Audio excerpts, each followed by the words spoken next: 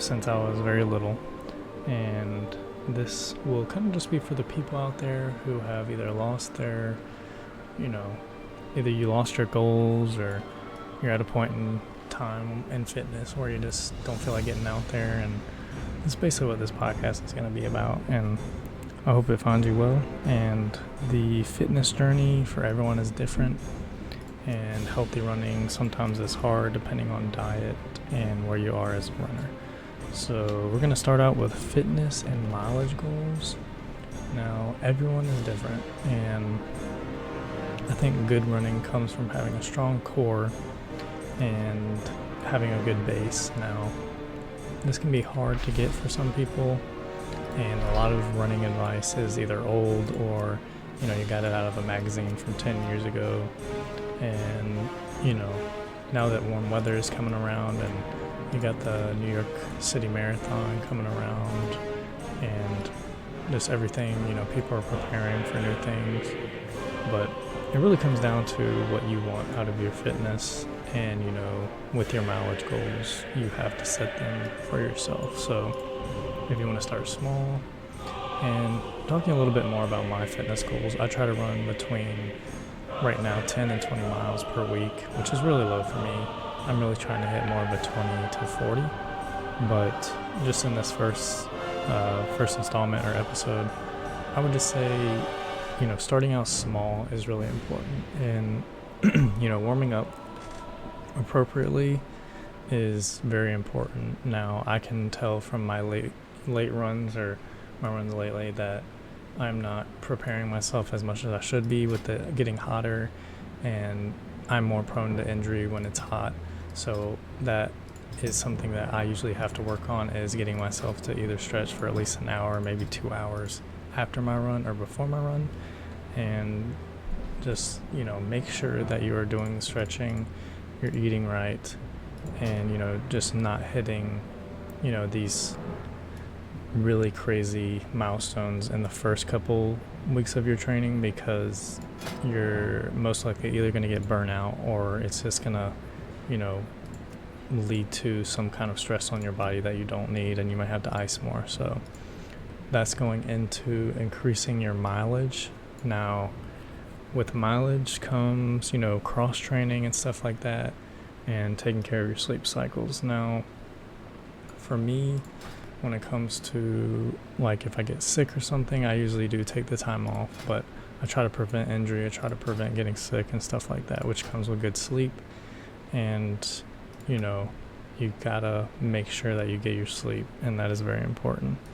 Now, with cross training, the biking or a treadmill or swimming is very important. And if you're not feeling your body right, cross training is very hard because you're exercising in one area and then trying to go into it next. So you got to make sure that you eat right.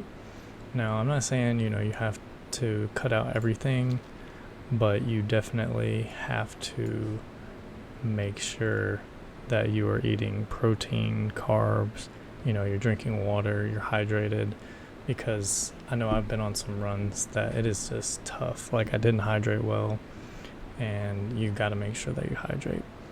Now, this will be also for people who are just starting out running, and if you want tips from what I would say is make sure that you maybe walk the treadmill, go on some walks before you get, just hit everything really hard, because it can, just jumping straight into really high mileage can have some really, lifelong impacts on how you run in the future.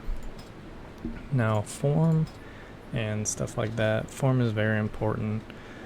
From someone who has had to use the chiropractor or some form of stretching to get, back into my form, you definitely want to focus on form. Now, with anyone who is,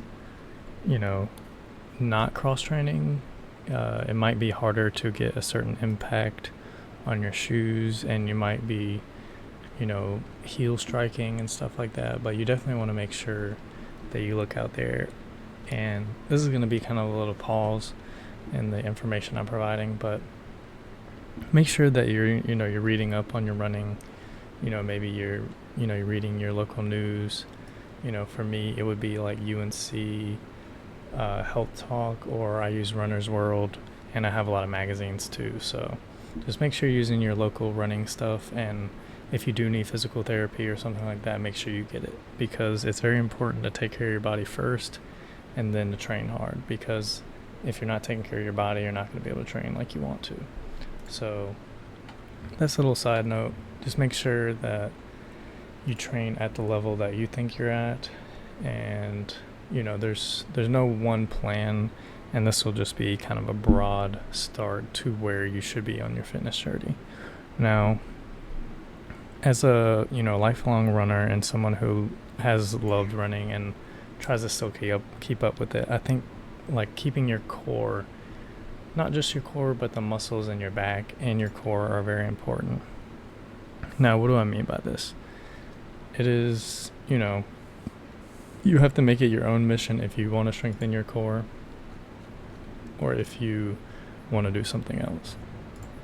Now, are you going to be happier working out your core? Probably not. Most runners, they do a little core, but they don't, strive at it as much as like gym junkies and stuff like that. So, a lot of people have been told to, that is a little intermission there, but there will be a little intermission now. Are very important. Now, what do I mean by this? It is, you have to make it your own mission if you want to strengthen your core, or if you want to do something else. Now, are you going to be happier working out your core? Probably not. Most runners, they do a little core, but they don't, strive at it as much as like gym junkies and stuff like that. So, a lot of people have been told to, that is a little intermission there, but there will be a little intermission now.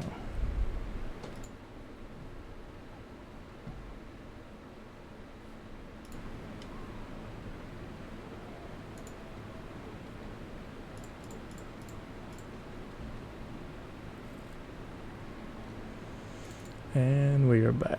So you want to make sure that you're starting each run slowly. Now, paces and, canter, however you want to base your run, I definitely suggest a smartwatch if you're trying to be serious about your runs and log it.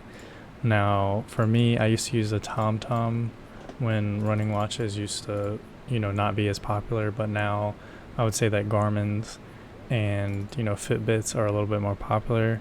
And if you're trying to create a comprehensive log of how you're gonna keep up with your runs, I would definitely go look at that. I know there's some very consistent running vloggers on YouTube, and I will suggest some at the either end of this podcast. But right now, if you're interested, I think his name is Adam Wood, or Brock Kelly makes some really good ones, and they are, either lifelong runners or they make some really good stuff.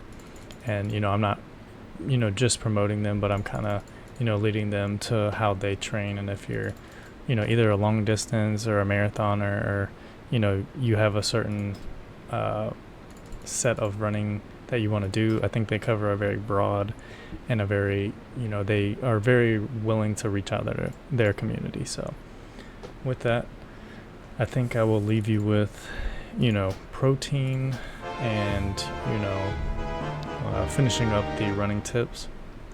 If you're running on hills and, you want to make sure you slow down, and if you're, if you need to walk on certain parts of the run, basically, just slow down and, don't feel like you're cheating yourself. At the end of the day, you want to make sure that your body can recover from the run.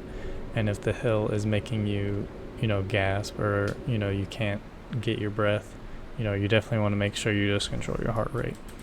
But, it doesn't matter distance-wise what you're doing. Stay consistent with what you want to do.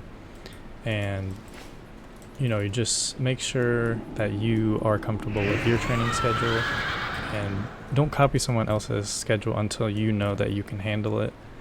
And yeah, that's basically it for this first installment.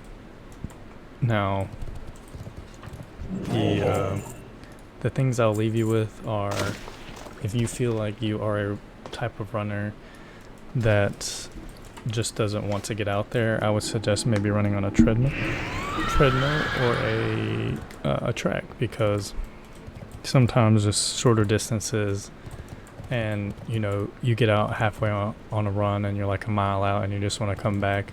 Just running a shorter distance will allow your mind and brain to kind of trick itself into doing that. So yeah, there's I would definitely go check out some YouTube vloggers on running, and I made some suggestions earlier, but I hope you enjoyed this podcast, and thank you for listening to the end, and I hope to see you in the next episode. Thanks for listening.